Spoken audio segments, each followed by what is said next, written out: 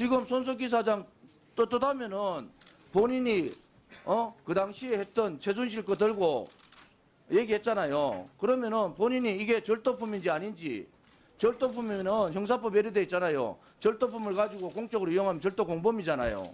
두 번째, 태블릿 PC가 조작됐는지 안 됐는지, 세 번째, 그게 최순실께 맞는지 안 맞는지, 지금까지는 아무도 몰랐는데 검찰에서 변호인단에 의해서 요청을 해서 포렌식 태블릿 PC 보고서를 주면서 이 보고서를 저희들이 이렇게 전부 분석을 다 했어요.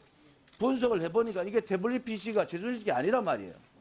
특히 JTBC에서 떠들었던 셀카, 최순실이가 찍은 셀카는 손 두 개가 있는 셀카가 어디 있습니까? 그 다음에 최순실이가 행동이 반경이 한 1000여 군데 있는데 이 태블릿 PC가 3군데서만 같은 위치에 있다. 이게 말이 되는 소리예요? 하나부터 10까지가 전부 다 거짓말인데 그 거짓말을 펴려면은 정의 신청을 해야 될 거 아니에요. 정의 신청을. 아니 정의 신청을 안 받아주면은 진실을 누가 밝히겠습니까? 손석희 사장이 했는 말이 진실인지 신혜원 씨가 했는 말이 진실인지 이 진실을 밝히는 국회가 안 밝히면 누가 밝힙니까?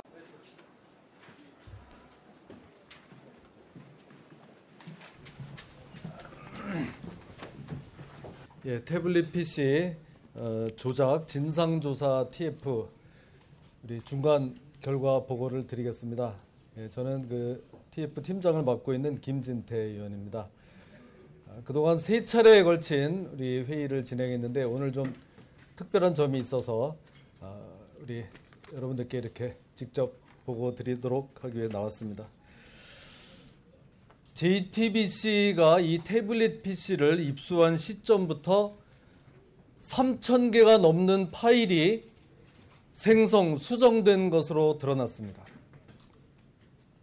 그런데도 검찰은 뭐라고 했습니까?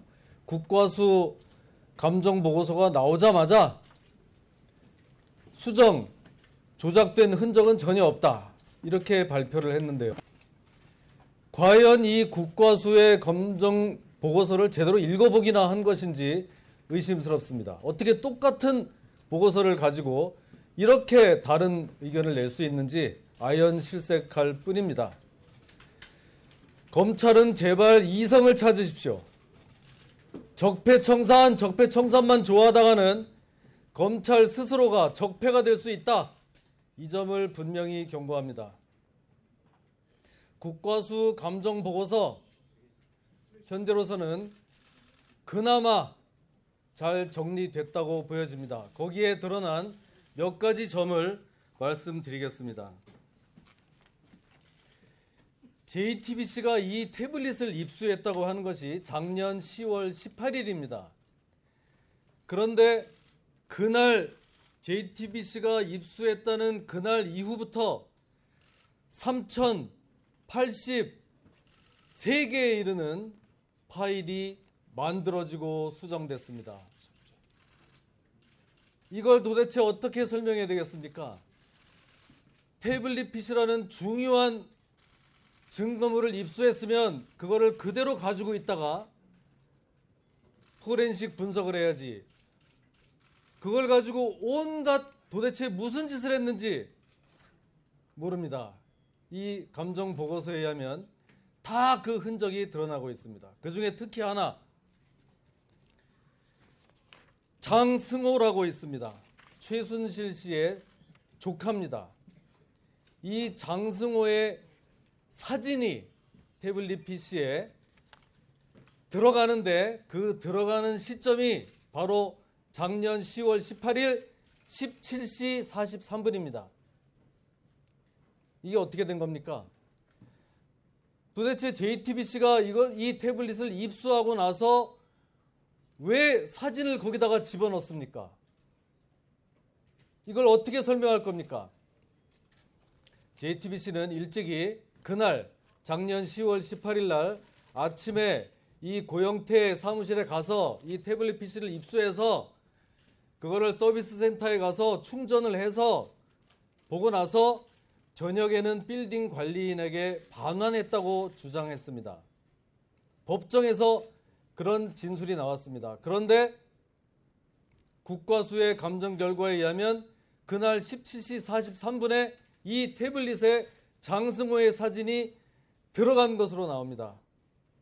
이 점에 대해서 JTBC는 어떻게 된 것인지 분명한 입장을 밝히기 바랍니다. 자, 그 다음에 검찰은 이 태블릿이 최순실의 것이라는 근거에 대해서 최순실과 동선이 일치한다고 했습니다. 제주도 갔을 때 태블릿도 제주도에 있고 최순실도 제주도 갔기 때문에 동선이 일치한다, 이렇게 얘기했는데 그 일치하는 시점이 2012년 8월 15일이라고 했습니다. 그런데 사실과 다른 것으로 나타났습니다.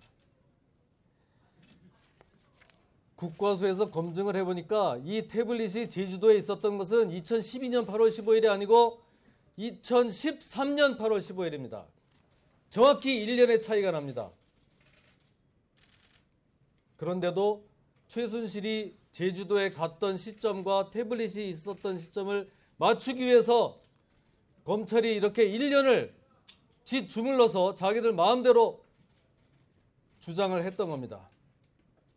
여기에 대해서는 검찰이 어떻게 된 것인지 분명히 입장을 밝히기 바랍니다.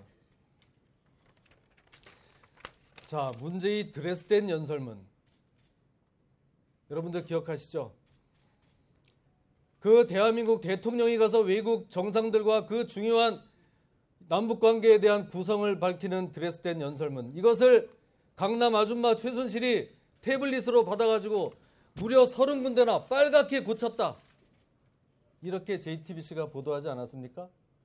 그것 때문에 우리 국민들은 이거 뭐야 도대체, 얼마나 대통령에게 실망하고 등을 돌렸습니까? 그런데 이제 1년이 다 지나서 국과수에서 감정을 해보니까 드레스덴 연설문은 태블릿에서 전혀 수정되지 않았다. 태블릿에는 아예 수정할 수 있는 기능 자체가 없습니다. 수정된 것이 전혀 없는 것으로 국과수 감정 결과가 나왔습니다. 반면 이 드레스덴 연설문은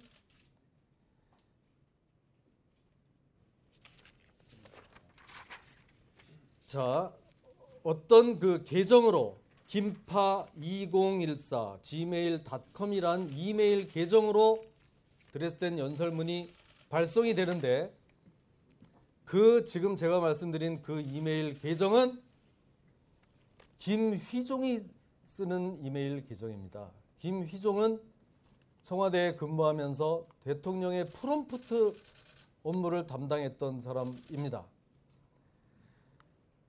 자, 다시 한번 말씀드리겠습니다. 이 태블릿에 김휘종이 쓰는 계정으로 드레스덴 연설문이 발송이 됩니다. 그게 답니다. 그걸 가지고 수정한 흔적도 나오지 않고 더군다나 최순실이 그것을 수정했다는 것은 전혀 나오지가 않습니다. 우리가 추정할 수 있는 것은 김휘종이나 등등 이런 사람들이 태블릿을 가지고 다니면서 이메일로 받았다는 것을 추정할 수 있다, 이런 말씀을 드립니다. 자, 이렇다고 한다면 우리가 그 국과수 감정 결과 보고서 그 많은 양의 보고서를 다 읽어봐도 어느 한 구석도 최순실이 이 태블릿을 썼다는 점은 찾을 수가 없습니다. 반면 국과수에 의하더라도 이 태블릿은 여러 명이 했을 가능성이 있다, 이런 결론을 내리고 있습니다. 한 가지만 더 말씀드리겠습니다. 아까 그 문제의 장승호 사진, JTBC가 입수했다는 그날 17시 43분에 태블릿에 들어온 그 장승호 사진, 왜 국과수 검증 결과에는 나오는데 검찰의 포렌식 결과에는 왜 거기에 대해서 결과가 나오지 않습니까? 이렇게 중요한 것도 검찰 포렌식은 일부러 여기에 대해서 고의적으로 은폐 누락한 거 아닙니까?